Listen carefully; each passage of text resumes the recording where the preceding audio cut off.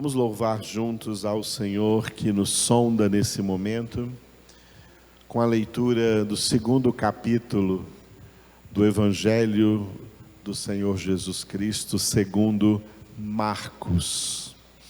Aleluia. Marcos, capítulo de número 2.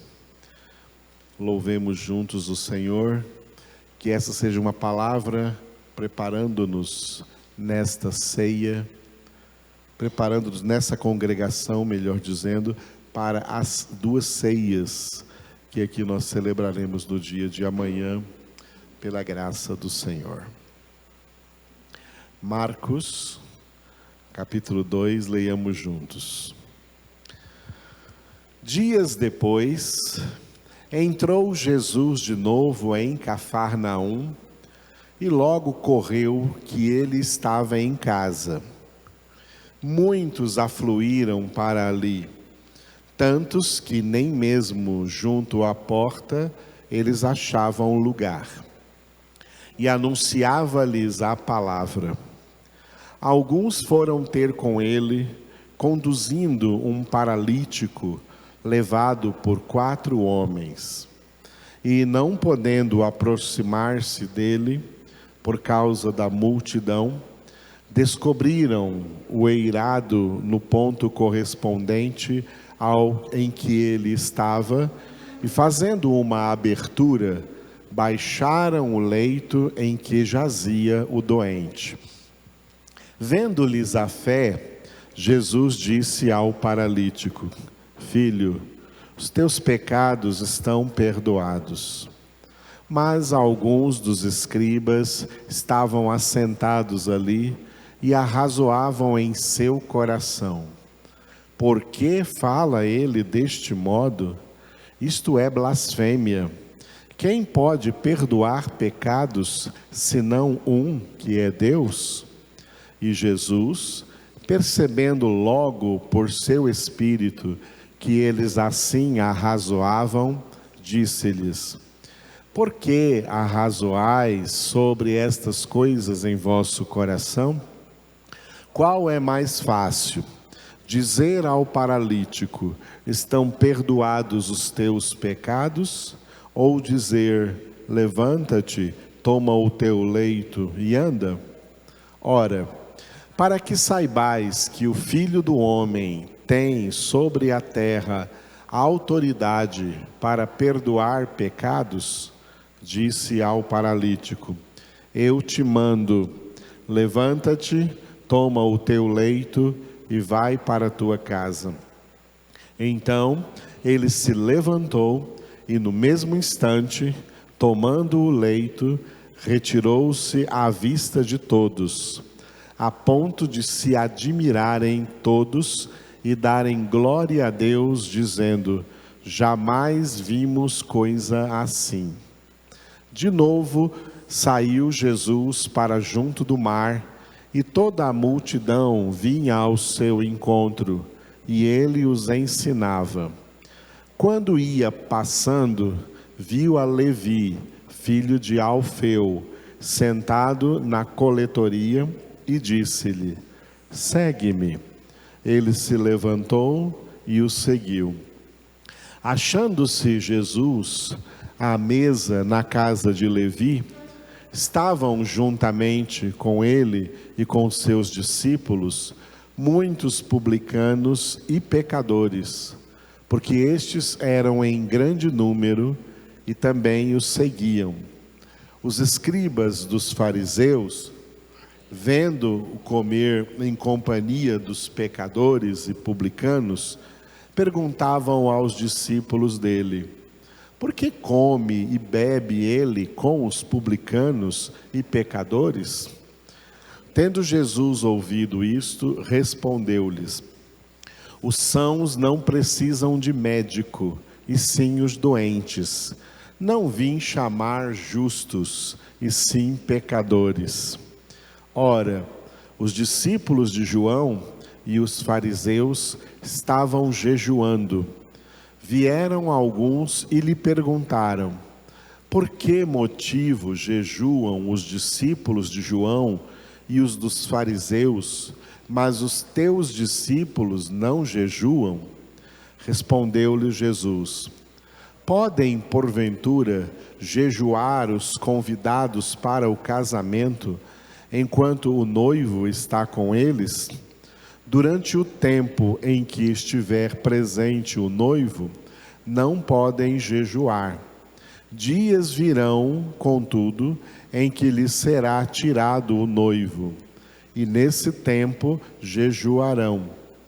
Ninguém costura remendo de pano novo em veste velha, porque o remendo novo tira parte da veste velha e fica maior a rotura. Ninguém põe vinho novo em odres velhos. Do contrário, o vinho romperá os odres, e tanto se perde o vinho como os odres. Mas põe-se vinho novo em odres novos. Ora, aconteceu atravessar Jesus em dia de sábado as searas, e os discípulos, ao passarem, colhiam espigas. Advertiram-no os fariseus: vê, por que fazem o que não é lícito aos sábados? Mas ele lhes respondeu: nunca lestes o que fez Davi, quando se viu em necessidade e teve fome, ele e os seus companheiros? Como entrou na casa de Deus, no tempo do sumo sacerdote Abiatar, e comeu os pães da proposição, os quais não é lícito comer, senão aos sacerdotes, e deu também aos que estavam com ele? E acrescentou: o sábado foi estabelecido por causa do homem, e não o homem por causa do sábado, de sorte que o Filho do Homem é Senhor também do sábado. Dentro deste capítulo 2 do livro do Evangelho do Senhor Jesus Cristo segundo Marcos, nós vamos passar por esses 3 temas importantes que fluem aqui deste capítulo 2. Repita depois de mim: perdão, jejum e sábado. Aproveitando que hoje é sábado, né? Então, perdão, jejum e sábado. Glória a Deus. Bom, esse capítulo 2 que nós lemos, Marcos 2, nós o enxergamos aqui inserido nesse primeiro bloco pequeno aí de Marcos, que vai do capítulo 1, versículo 40, até o capítulo 3, versículo 12, cujo título é, diga, antes dos 12.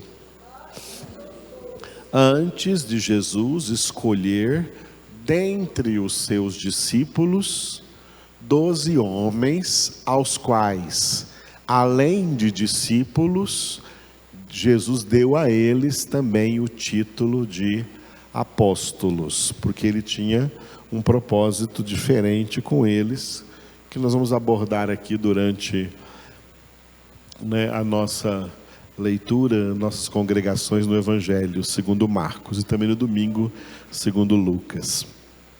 Então, antes da escolha dos 12 apóstolos, mas lembrando que aqueles 12 apóstolos foram escolhidos, foram nomeados por Jesus para ser apóstolos, mas isso não foi uma promoção na vida deles diante dos demais discípulos de Jesus, não. Esses 12 apóstolos continuaram sendo discípulos e sendo chamados discípulos de Jesus. Amém? Então, porque Jesus deu o nome de apóstolos, nós vamos ver futuramente. Bom, esse texto está dividido em 2 segmentos. E esses 2 segmentos do texto, ele está dividido bem aí no meio do capítulo 2 que nós lemos hoje. Esse primeiro segmento vai do capítulo 1, versículo 40, até o capítulo 2, versículo 12, e tem dois eventos importantes aí, diga, leproso e paralítico. Jesus cura um leproso no final do capítulo 1 e cura um paralítico, como vimos agora, como lemos hoje no início aqui do capítulo 2. E o segundo segmento aqui, ele vai aí do capítulo 2, versículo 13, até o capítulo 3, versículo 12, e o título é, diga, Controvérsias e Curas. Enquanto Jesus estava realizando o seu ministério de maneira ungida, dirigida, guiada pelo Espírito Santo de Deus, religiosos se levantavam contra ele e levantavam controvérsias para tentar dividir o povo que estava ali prestando atenção no que Jesus estava falando, ensinando e fazendo, tá? Isso sempre foi uma realidade no meio cristão, tá? Homens espirituais, mulheres espirituais, pessoas cheias do Espírito Santo como Jesus, trabalhando, fazendo o trabalho melhor possível, dentro da palavra, dentro da verdade, e sempre ao redor surgem religiosos, que são homens carnais, levantando controvérsias, levantando questões. Oh, mas será que é assim mesmo, como o pastor Edivaldo está pregando? Será que ele não está errado? Será que não tem outros pregadores mais certos?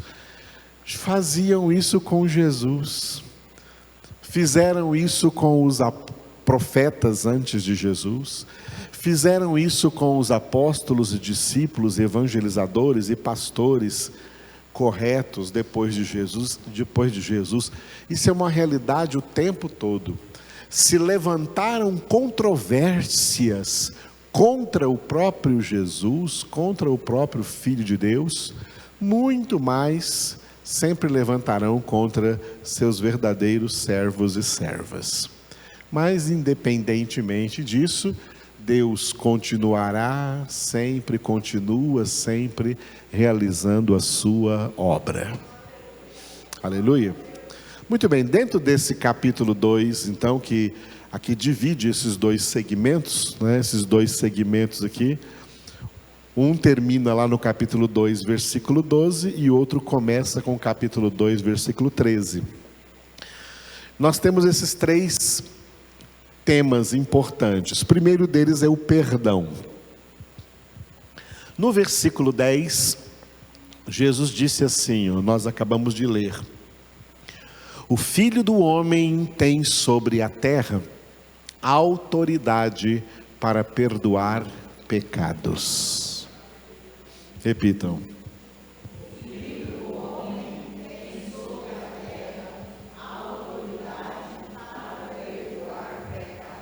Aleluia.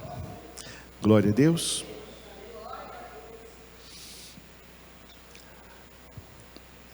Vamos entender duas realidades. A primeira realidade, ela é triste, ela é lamentável e ela abrange a maioria esmagadora da humanidade, de todas as gerações da história da humanidade. Das gerações, isso já aconteceu nas gerações passadas antes de nós, isso está acontecendo agora na nossa geração, e isso vai acontecer ainda nas próximas gerações, até o fim do mundo, até o fim da história. A maioria dos seres humanos não receberão nem experimentarão o perdão dos seus pecados. Eles não receberão perdão dos seus pecados e serão punidos e castigados pelos seus pecados.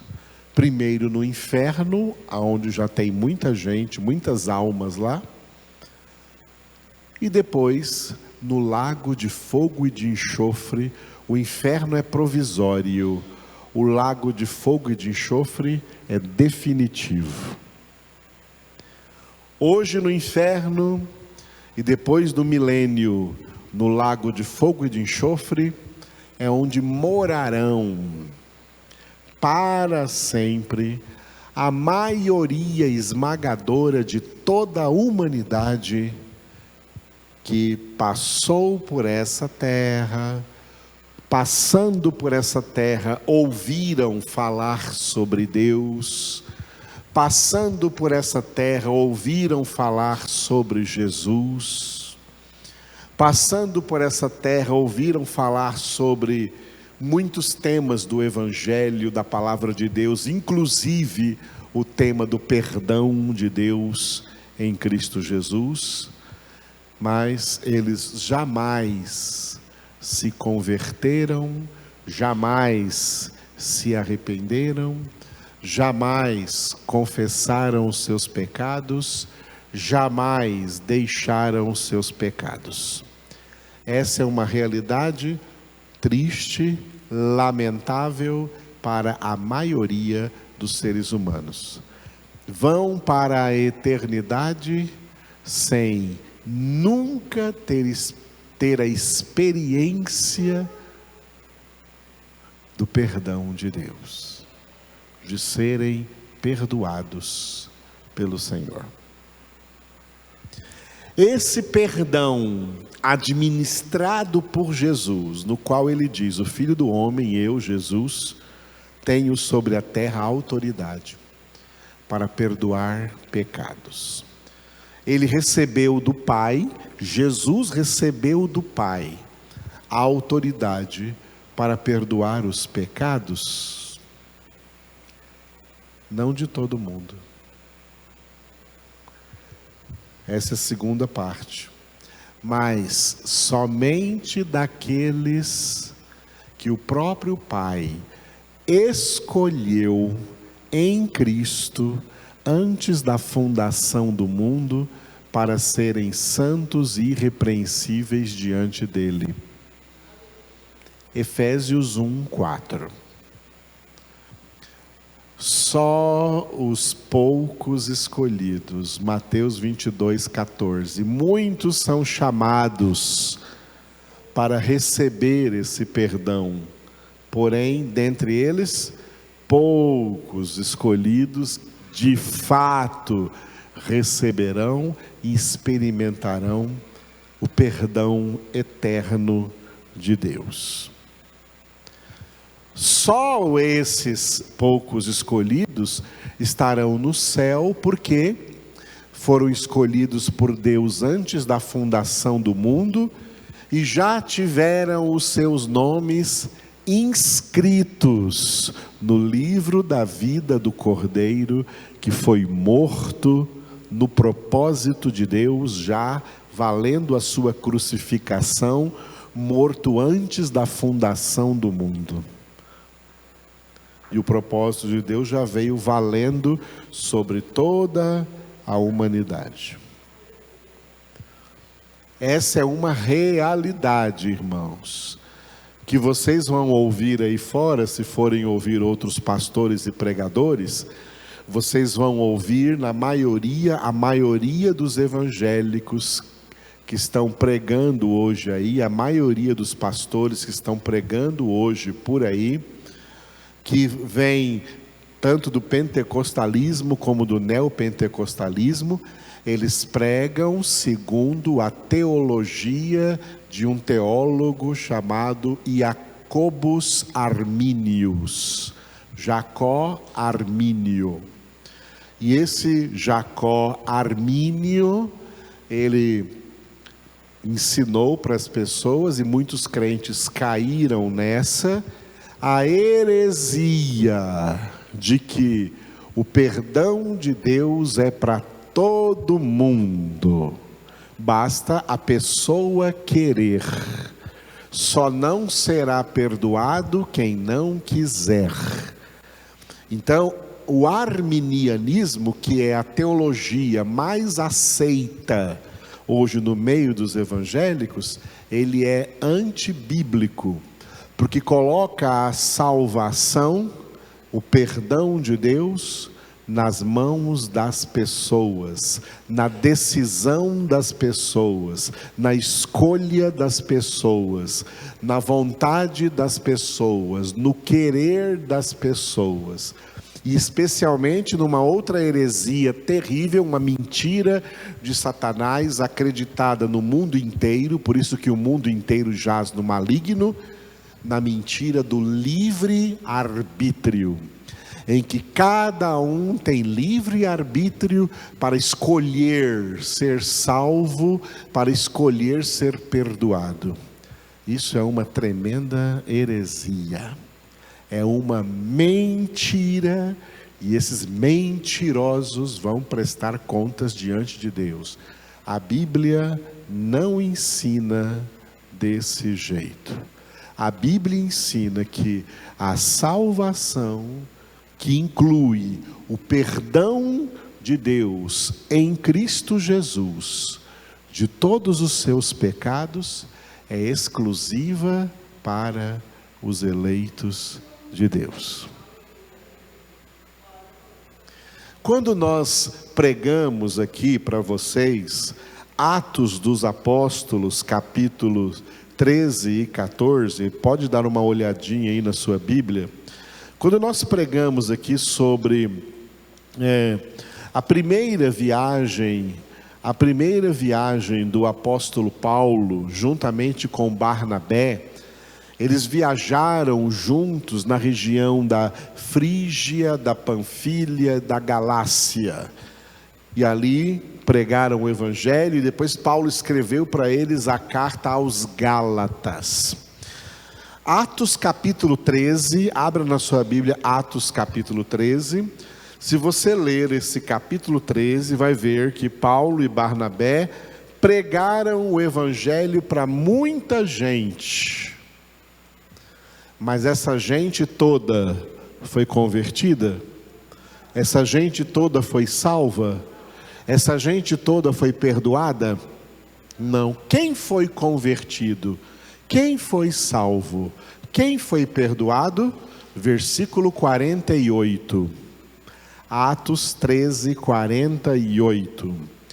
Os gentios, ouvindo isso, regozijavam-se e glorificavam a palavra do Senhor, e creram todos os que haviam sido destinados para a vida eterna.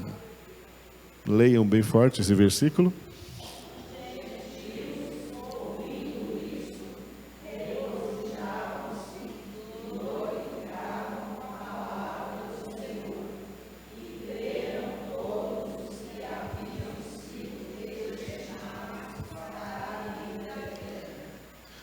Creram todos os que ouviram as pregações?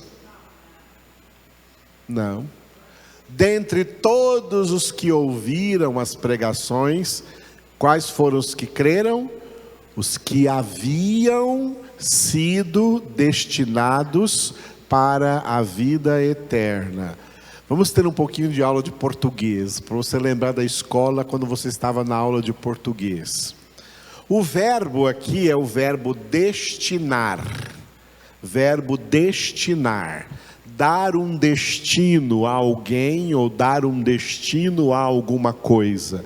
Dar um destino é dar um final, é dar uma conclusão para alguma coisa. Então, no presente seria, eu destino, tu destinas, ele destina, nós destinamos, vós destinais, eles destinam.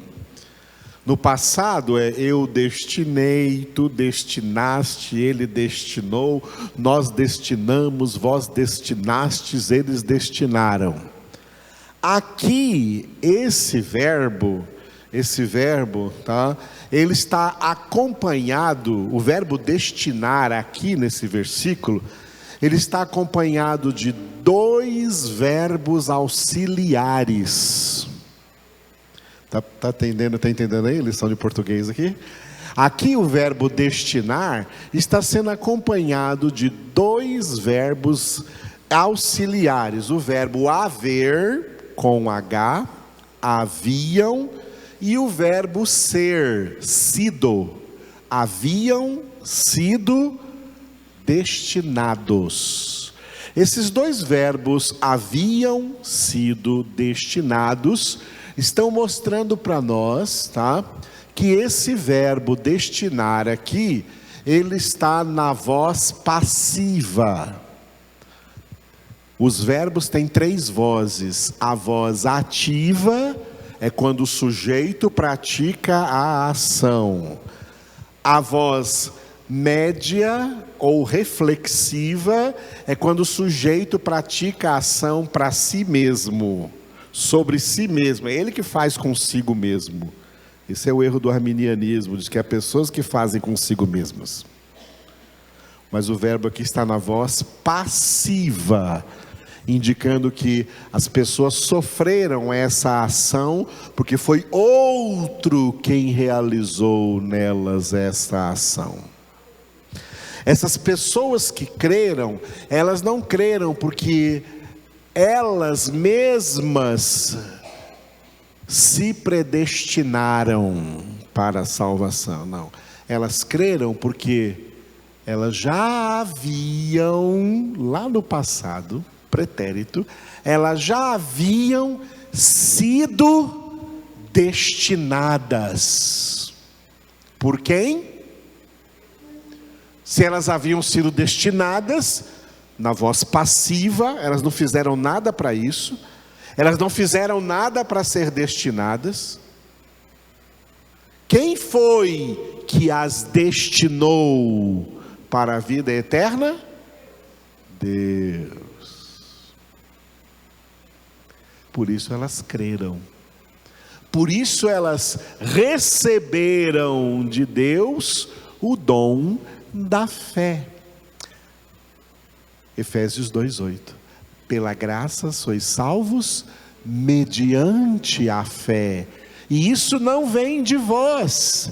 Essa fé com que eles creram não vem de vós. É dom de Deus. Um dom que Deus não dá a todos. 2 Tessalonicenses capítulo 3, versículo 2. A fé não é de todos. Tito capítulo 1, versículo 1. Diz de quem é a fé? A fé que é dos eleitos de Deus. Por que essas pessoas aqui, está descrito aqui em Atos 13:48, que essas pessoas aqui creram e as outras não?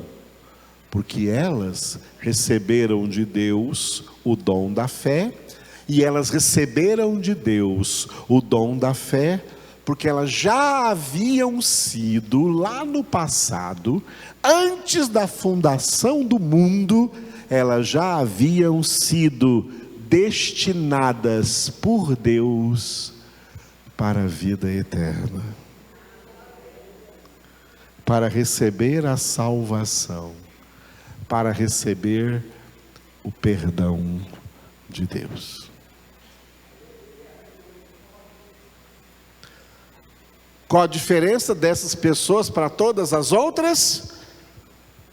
Em termos de serem pecadores, nenhuma. Não há diferença entre um pecador e outro pecador. Romanos 3:23. Todos pecaram e carecem da glória de Deus. Só que essas pessoas que Deus escolheu, Deus decidiu. Não são as pessoas quem decidem, é Deus que já decidiu, antes da fundação do mundo. Olha, para essas pessoas aqui, eu quero presentear, eu quero agraciar com o meu perdão através do meu Filho Jesus.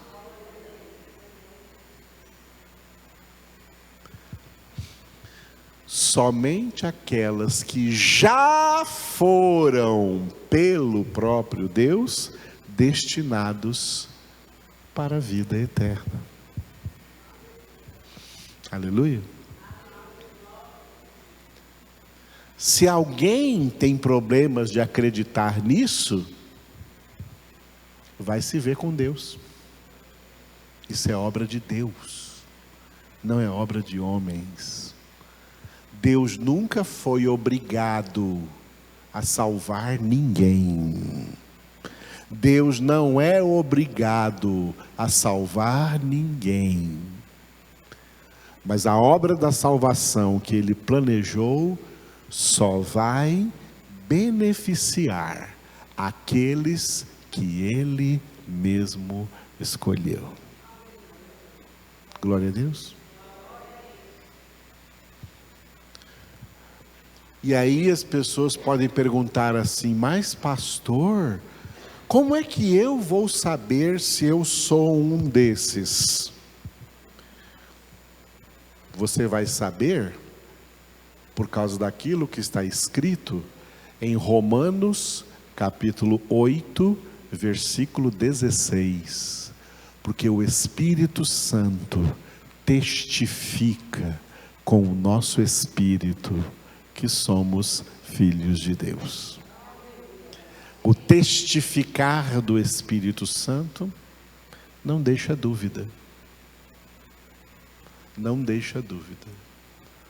Ah, mas eu tenho dúvida. Então, se você tem dúvida, é porque você não tem o testificar do Espírito Santo.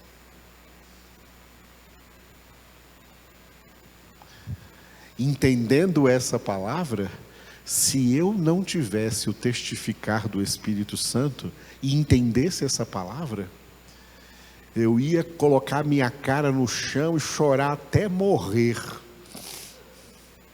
E tentar buscar a Deus de todo o meu coração. Se eu soubesse que eu não sou eleito, eu aproveitaria cada dia da minha vida para buscar a Deus de todo o meu coração, já que na eternidade eu vou estar condenado.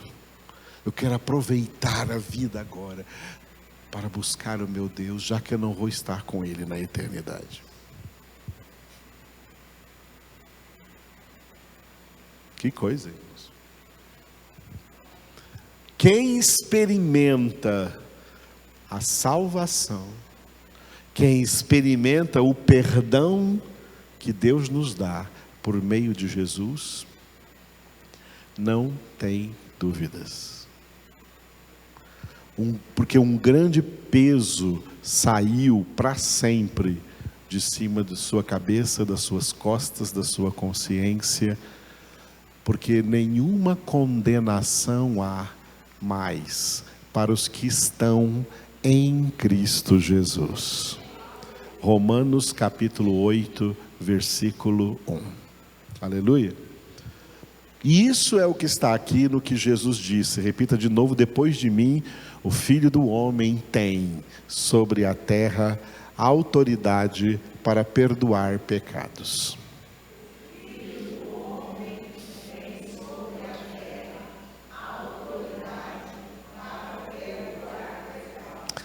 Segundo ponto que nós vamos ler nesse capítulo 2 é sobre o jejum. Vamos pegar essa frase que Jesus disse no versículo 19: durante o tempo em que estiver presente o noivo, não podem jejuar. Repita.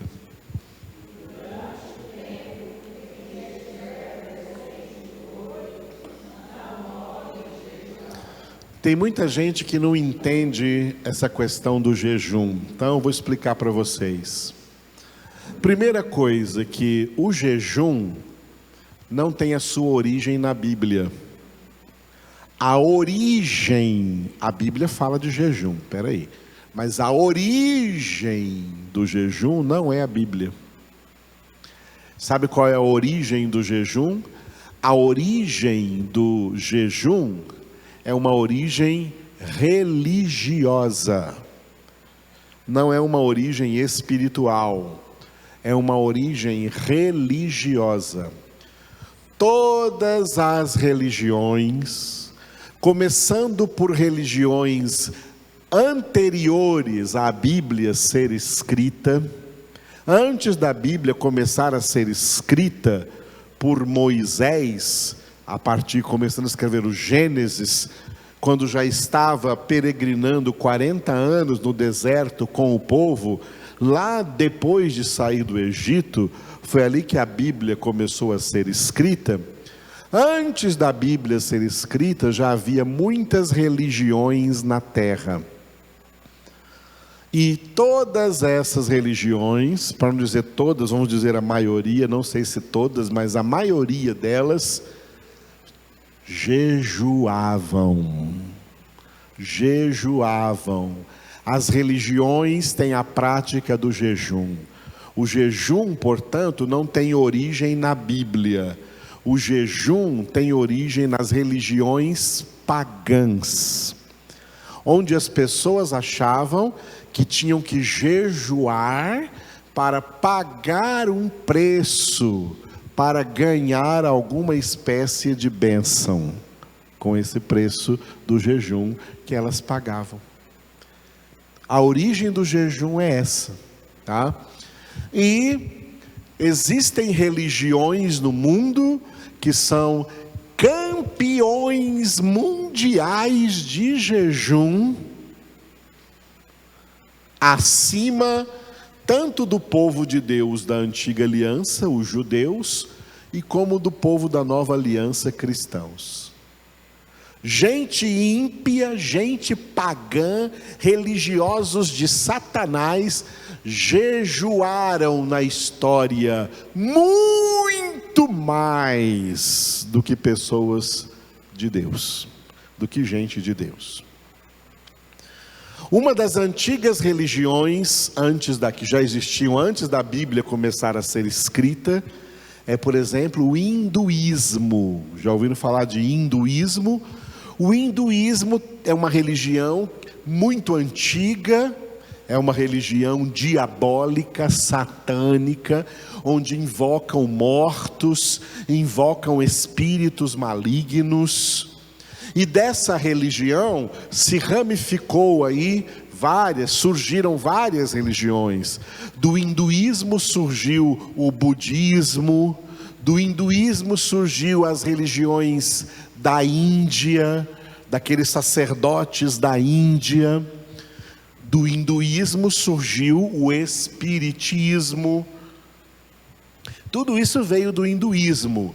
E o hinduísmo é uma das religiões que é campeã mundial de jejum.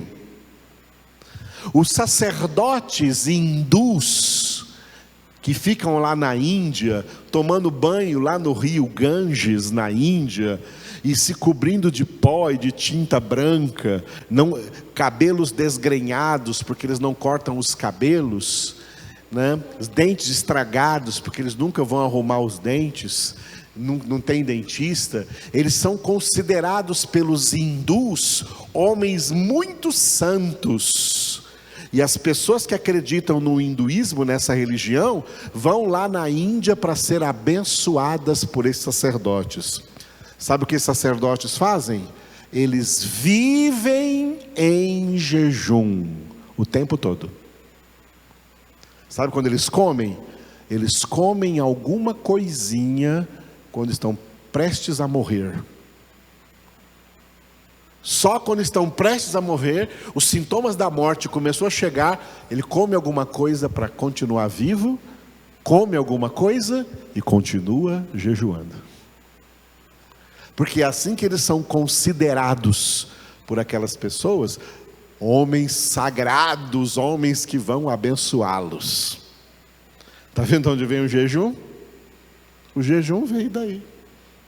Dentro do budismo, que saiu do hinduísmo, que tem o seu chefe aí, que sempre é chamado de Dalai Lama, os monges budistas praticam jejum de muitos dias, semanas e até meses, seguindo o seu calendário da religião budista, seguindo o seu calendário budista, o calendário da religião budista. Outra religião, o islamismo, está chegando agora a partir do dia 10, por aí, acho que amanhã, começa o Ramadã, quando os muçulmanos começam um jejum que dura 30, 40 ou até 60 dias para os mais fortes deles. Todo ano eles fazem esse jejum. Muçulmanos, fazem o jejum deles, todos os anos. Todas essas religiões e tantas outras já praticavam jejum antes da Bíblia ser escrita. Por quê? Porque o jejum deles é um jejum pagão, de paganismo. Quando Deus instituiu a antiga aliança, Deus, muito sábio, onisciente, Deus sabia que o povo da antiga aliança estava acostumado a viver no meio de outros povos. Então Deus deu várias ordens para eles, para não imitar as práticas de certos povos, mas Deus fez algumas concessões que eles podiam fazer, mas debaixo da legislação da lei de Deus. E aí na antiga aliança, Deus permitiu que o povo o povo hebreu, os israelitas daquela época, fizessem jejuns, e havia no meio de Israel as leis dos jejuns, dos vários jejuns que o povo hebreu, o povo israelita, deveria fazer durante o ano. Na antiga aliança, o povo da antiga aliança, eles tinham uma coisa que se chama, repita depois de mim para você aprender, calendário litúrgico. O que é isso, pastor? Calendário litúrgico significa que cada dia do ano, de todos os meses, tem algo especial que como religiosos eles tinham que fazer. Nos dias, a maioria dos dias, o judeu tem que orar 3 vezes, fazer três momentos diferentes de oração. No dia de sábado e nos dias de festas judaicas, eles têm que aumentar isso para 7 vezes. Eles têm que ter 7 horas durante o dia que eles têm que fazer determinadas orações. Isso é o judaísmo, Até hoje é assim. Os judeus. Além disso, Deus estabeleceu para eles no Antigo Testamento várias festas que tinham sempre aquelas datas fixas. Isso é o calendário deles. A festa da Páscoa, a festa do Pentecostes, a festa dos tabernáculos, a festa do Yom Kippur. Todas as festas judaicas tinham lá uma determinada data nesse calendário. E dentro desse calendário tinha os vários jejuns que eles tinham que fazer durante o ano, porque era data marcada e eles tinham que fazer o jejum naquela determinada data. Além dessas datas fixas, eles também os judeus também tinham que fazer jejuns quando eles eram convocados para fazer um jejum. Às vezes havia uma convocação nacional para que todos eles fizessem um jejum em prol da nação, quando a nação de Israel estava sendo ameaçada por outras nações inimigas. Então eles eram convocados a jejuar pela nação. Ou quando Deus levantava um profeta para dizer: olha, está todo mundo em pecado, se arrependam, se cubram de panos de saco, coloquem cinza nas suas cabeças e jejuem. Eles eram convocados para esses jejuns de arrependimento, de volta para Deus.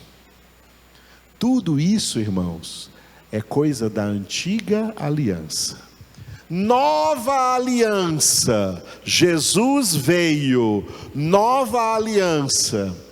Na nova aliança, a igreja de Jesus Cristo não possui calendário litúrgico. De Mateus até Apocalipse, nós não temos aqui uma instituição de um calendário litúrgico. O nosso calendário foi resumido numa frase de Jesus: eu estou convosco todos os dias até a consumação do século. Pode dizer aleluia mais alto aí. Jesus está conosco todos os dias. Depois de falar do jejum, eu vou falar do sábado, olha só. 2:28, diga: o Filho do Homem é Senhor também do sábado. Vocês estão meio desanimados no sábado, né? Fiquem alegres e fala de novo lá. Mais uma vez.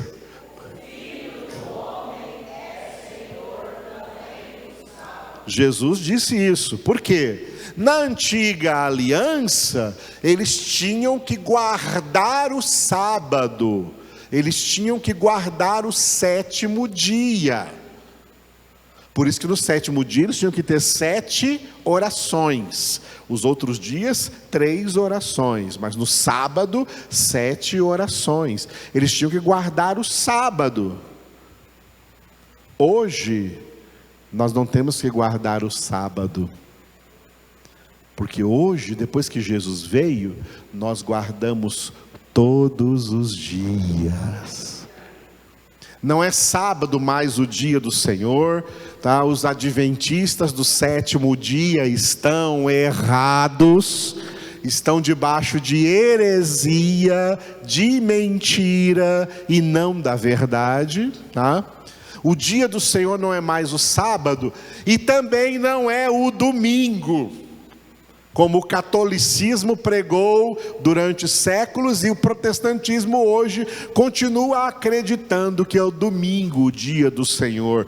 Irmãos, o dia do Senhor domingo é o dia do Senhor, segunda é o dia do Senhor, terça é o dia do Senhor, quarta é o dia do Senhor, quinta é o dia do Senhor, sexta é o dia do Senhor, sábado é o dia do Senhor, todo dia é do Senhor.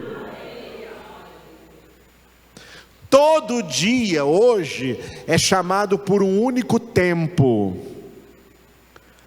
Hebreus capítulo 3, versículo 13. O tempo chamado hoje. O tempo chamado hoje. Esse hoje é tirado do Salmo 95. Hoje, se ouvirdes a sua voz, não endureçais o vosso coração, como o povo de Israel fez no deserto. Hoje, esse hoje é todo dia. Estou convosco todos os dias, porque eu quero falar convosco todos os dias. Por isso que homens espirituais meditam na palavra do Senhor todos os dias, não uma vez por semana. Quando a igreja cristã nasceu no dia de Pentecostes, eles não se reuniam uma ou duas vezes na semana, eles se reuniam todos os dias, e todos os dias perseveravam no ensinamento da palavra de Deus que os apóstolos ministravam na vida deles, como está escrito em Atos 2:42. Ninguém guardava mais, nem sábado e nem domingo, não passou a guardar domingo, não teve essa mudança do sábado para domingo, não. Todos os dias são iguais, todos os dias o Senhor está conosco. Por isso nós não temos calendário litúrgico, Jesus não nos deu calendário litúrgico. Nós não temos festas, irmão. Páscoa não é cristã, Pentecostes não é cristão, Tabernáculos não é cristão. Nem o Natal é cristão. O Natal também veio do judaísmo, que no período interbíblico, eles instituíram entre as suas festas, a festa do Hanukkah, que é no dia do Natal, 25 de dezembro. Jesus não nasceu 25 de dezembro. A data que Jesus nasceu, Deus não quis revelar, porque Ele sabia já que essa data ia ser usada para idolatria e comércio, e não para converter ninguém. Só ilusão religiosa.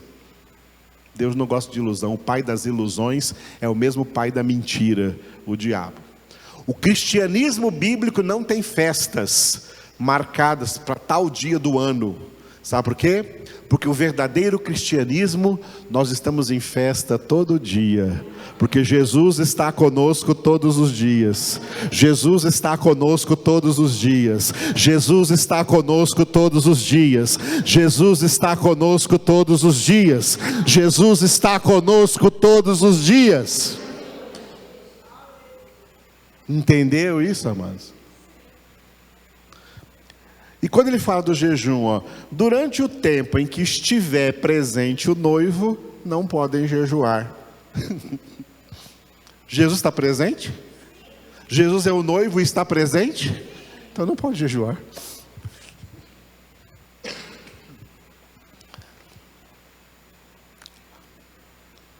Jesus jejuou 40 dias no início do seu ministério. Por que Jesus jejuou?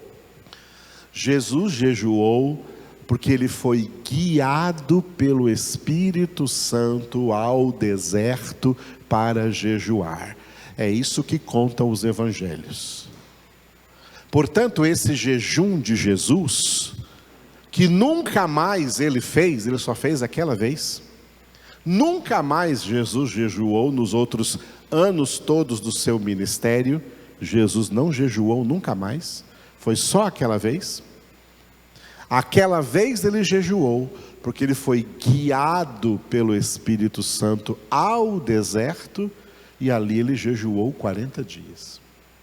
Romanos 8,14 está escrito: os que são guiados pelo Espírito de Deus, são filhos de Deus. Esse jejum, quando somos guiados, quando alguém é guiado pelo Espírito Santo para jejuar, ele é um jejum espiritual. O Espírito Santo, se ele quiser guiar qualquer um de nós para fazer um jejum, ele vai guiar. E jejum nunca é para barganhar bênção nenhuma. Deus não gosta de barganhas. Deus não troca bênção por jejuns. Você jejua que eu te dou, não. As bênçãos de Deus vêm pela graça. Romanos 8,32. Aquele que não poupou seu próprio filho, mas que por todos nós o entregou, como não nos dará também graciosamente com ele todas as coisas? Filipenses 4,19. O meu Deus é poderoso para suprir em Cristo Jesus a cada uma das vossas necessidades. Cada uma. Então não precisamos jejuar para ganhar nada de Deus, porque nós já ganhamos Jesus. E em Jesus Deus nos dá tudo o que precisamos. Mas se o Espírito Santo guiar alguém a jejuar, como guiou Jesus, isso é o jejum espiritual.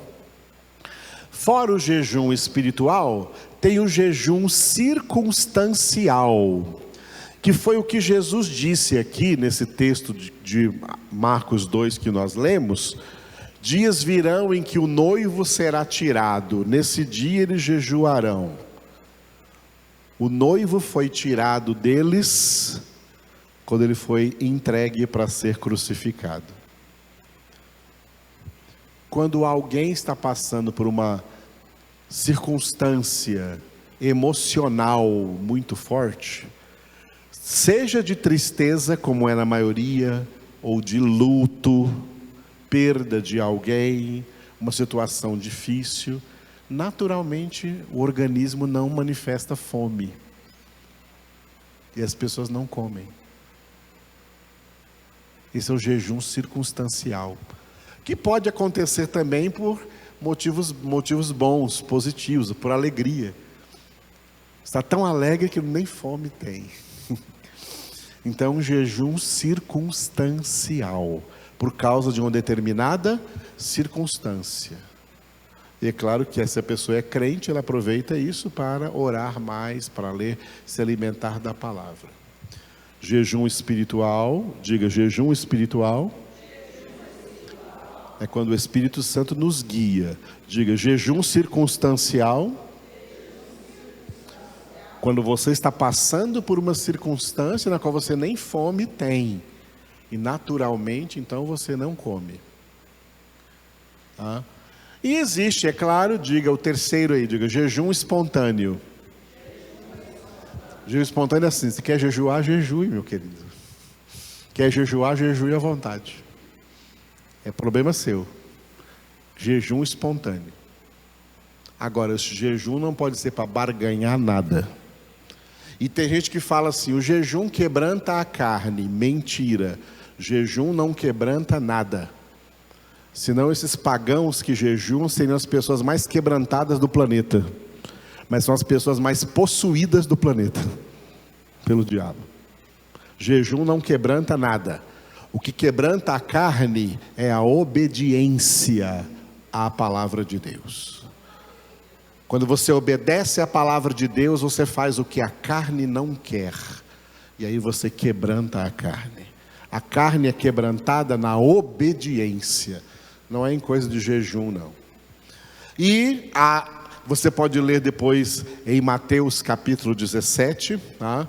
Que tem um versículo que foi colocado ali nas Bíblias, que Jesus não disse. Quando 9 dos seus apóstolos não conseguiram expulsar um demônio de um menino, e aí Jesus chegou e expulsou, os apóstolos perguntaram, Senhor, por que nós não conseguimos expulsar? A resposta de Jesus foi, por causa da vossa falta de fé. Ponto. E aí depois, alguém, que nós nunca sabemos quem foi, acrescentou na Bíblia uma palavra como se Jesus tivesse dito. E Jesus nunca disse essa palavra. E esta casta de demônios só pode ser expulsa por jejum e oração. Jesus nunca disse isso. Essas pessoas que acrescentaram isso vão prestar contas ao Senhor, porque está escrito que ninguém pode acrescentar nada na palavra e nem tirar nada da palavra. Jesus não falou isso. O que Jesus falou sobre expulsar qualquer demônio, está bem no capítulo 16, no último capítulo de Marcos. Aos que crerem em mim, seguirão estes milagres, expulsarão demônios em meu nome. Satanás e qualquer demônio é expulso em nome de Jesus, mesmo depois de você comer um rodízio. Não é pelo poder do jejum, é pelo poder do nome de Jesus, pela autoridade do nome de Jesus. Entenderam isso? Agora, o jejum tem uma coisa interessante.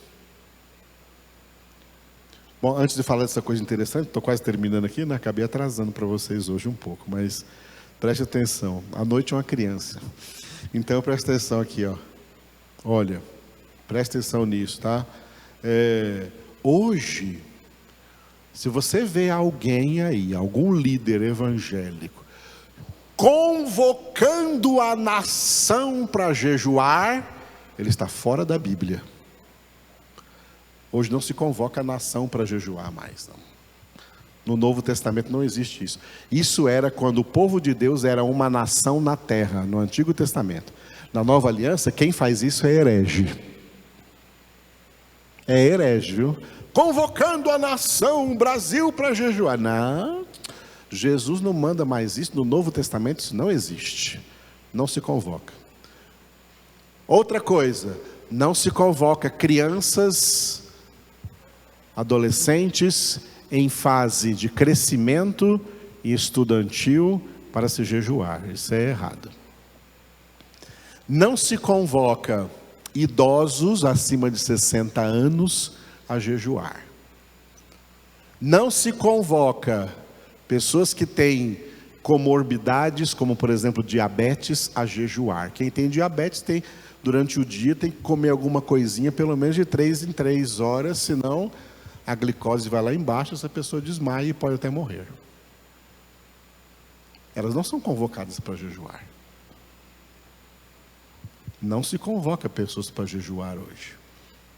A igreja não convoca, pastor não tem autoridade de convocar ninguém para jejuar. Os pastores que fazem isso nas igrejas estão pecando. Estão pecando. Se existir jejum hoje, ele é de caráter pessoal. É porque a pessoa está sendo guiada pelo Espírito Santo para isso, ou a pessoa está fazendo isso espontaneamente. Porque ela quer fazer. Ou porque está passando por uma circunstância. É um jejum circunstancial. Não geral para todo mundo. Existe por aí uma idolatria ao jejum. Onde as pessoas acham que o jejum vai resolver tudo. O jejum não resolve nada, não. É Jesus quem resolve tudo. É outro G, não é jejum, é Jesus. É Jesus quem resolve tudo. E Jesus está conosco todos os dias. Por isso que Ele é Senhor também do sábado, porque é Senhor também do domingo, da segunda e de cada dia de nossa vida. Jesus Cristo é o Senhor. Aleluia? Jesus Cristo é o Senhor. Agora, o que eu ia falar sobre o jejum? Uma coisa muito positiva. Eu jejuei muito na minha vida e tive essa experiência. Quando você faz um jejum equilibrado, não é barganhando nada, só para adorar mais a Deus, para ficar mais a sós com Deus, para ler mais a palavra de Deus, você sente uma coisa que é aquilo que está em 46:10 do Salmo. A sua alma se aquieta. Sabia que a comida deixa a nossa alma mais alvoroçada? Você come e fica alvoroçado, né? Porque o organismo está trabalhando ali, está recebendo ali o resultado daquela comida gostosa, está ficando alegre, você fica alvoroçado com comida. E quando você faz um jejum, de uma certa forma, você faz o seu organismo se aquietar um pouco, você faz o seu sistema nervoso dar uma baixada, o seu corpo não sabe o que está fazendo, que não está dando comida para ele, então ele se resguarda. E nesse se resguardar natural, você sente uma quietude que te leva para um momento bom de oração, um momento bom de meditação na palavra de Deus. Eu já tive muitas experiências nesse sentido. Hoje em dia eu tenho diabetes, hoje em dia eu não posso mais fazer isso. Mas já tive muitas experiências assim, neste sentido. Então esse é o lado positivo, o jejum existe, a origem dele não é a Bíblia, a origem são as religiões. Mas na nova aliança, se quiser jejuar, é assim que o jejum se manifesta. Ou é o jejum, diga jejum espiritual, jejum circunstancial, jejum espontâneo. Quer jejuar? Jejua. Amém? Aprendemos essas 3 coisas. Eu queria falar mais do sábado, mas o que eu falei já está suficiente hoje para vocês. Só vou encerrar dizendo isso aqui. No Antigo Testamento, o sábado era um dia. No Novo Testamento, o sábado é Jesus. Quem está em Jesus está no sábado. Porque sábado não é uma palavra que foi traduzida, é uma palavra que foi adaptada do hebraico. Do hebraico é Shabat. E Shabat significa descanso. Vinde a mim e achareis Shabat, descanso para as vossas almas. Em Cristo vivemos no Shabat. Em Cristo vivemos no sábado. Em Cristo vivemos no descanso, porque não carregamos mais o peso da condenação. Somos guiados pelo Espírito de Deus. Aleluia. Esse é o significado, porque não guardamos os sábados. Somos livres dessa religiosidade. Todos os dias o Senhor está conosco.